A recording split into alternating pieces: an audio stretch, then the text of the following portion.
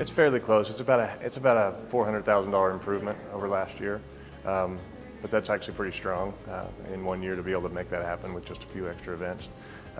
We weeded out some events too that weren't profitable too, so it's been a pretty good combination.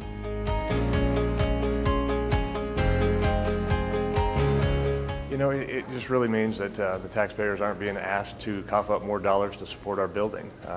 The place I'll ask the city taxpayers to support our building at is come out and buy a ticket and come to these shows. It's the number one thing we can do to get more shows. You know, everybody's asked why can't we have more shows at the arena?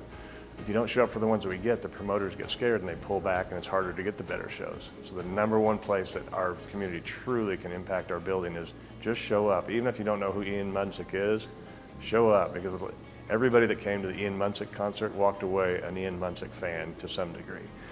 So I challenge people to come out and challenge what they do know for music, challenge their normal country oldies radio station, which is what I listen to most of the time. Listen to some of those other things. There's some really good talent out there that you may not be aware of.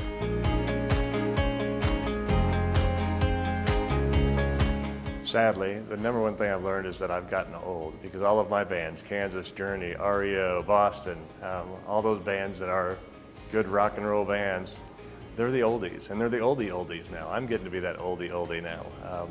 And sadly, a lot of us just don't want to go out anymore all the time and have a big party. So that 70s and 80s rock that has always been a staple in the arena industry, it's starting to find, it's finding a place in larger venues, huge big cities, as more of there's really some pop appeal to it. But for those smaller markets, they're just trending downward on attendance. So sadly, we're about to see some of that fading out of the small arenas.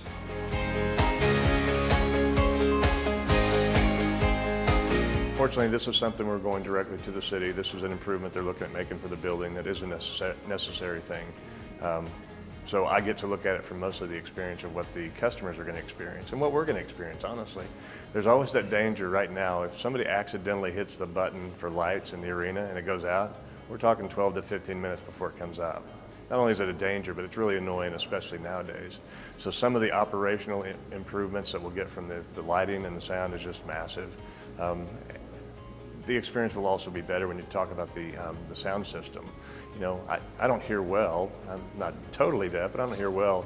But if I go through McDonald's, I hear that garble.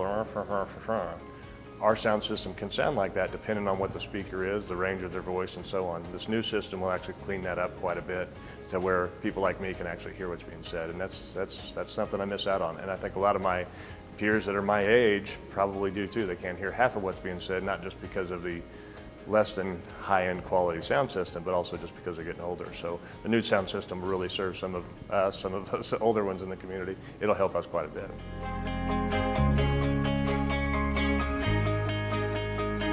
It certainly helps. Of course, you know, they amortize the revenues over the course of the year, so we won't get the benefit of the entire 140 in this fiscal year.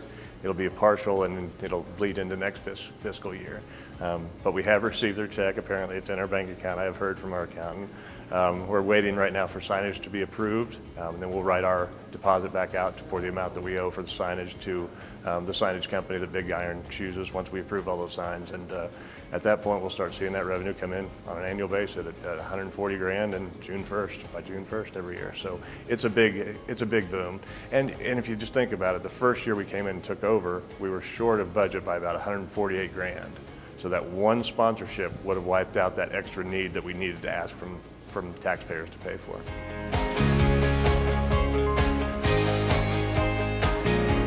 Yeah, it is, after the first year of setups, it is 99.9% profit margin. So sponsors are one of the best things we can do for a mid-market arena.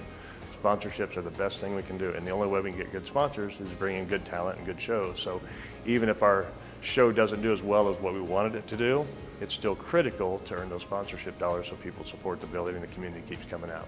And the better we keep doing as far as getting more acts in and more events, the more people will keep checking the website and seeing what's going on at the BigIron Event Center this weekend.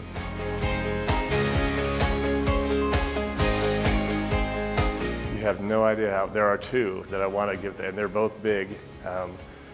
They're both big. The building will be full, and I wish I could say right now, but I'm just on the cusp. But you could probably expect some sort of announcement within the next 72 hours to a week for sure.